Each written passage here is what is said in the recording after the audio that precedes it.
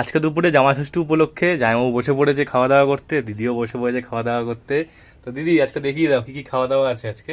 এখানে আছে Dehradun rice, chicken pakora, হ্যাঁ পটল ভাজা, হ্যাঁ। বেগুন ভাজা, আলু ভাজা, গন্ধরাজ লেবু, মাছের মাথা দিয়ে মুগ ডাল, দই কাতলা, চিংড়ি মাছের মালাইকারি, চিকেন কষা, রসগোল্লা ঝোল। বাহ, জামাইবাবুরও সেম জিনিসপত্র আছে। তো তোমরা খাওয়া দাওয়া শুরু করো। ভীষণ গরম পড়েছে। গরম তো অবশ্যই পড়েছে, মারাত্মক পড়েছে। মায়ের হাতের মাছের মাথার মুগ ডালটা হেভি সুন্দর, আমি বিয়ের পর খুব মিস করি। মানে এত সুন্দর হয়, এটা দিয়ে পুরো ভাত খাওয়া হয়ে যায়। সে তো বটে। আর সব রান্না বান্না করেছে আমাদের ম্যাডাম।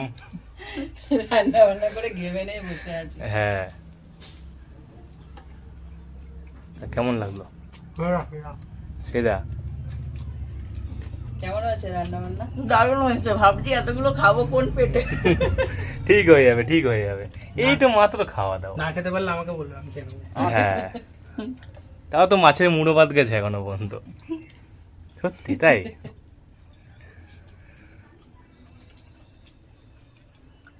একটু চিকেন লেগ পিস খাও, চিকেন লেগ পিস।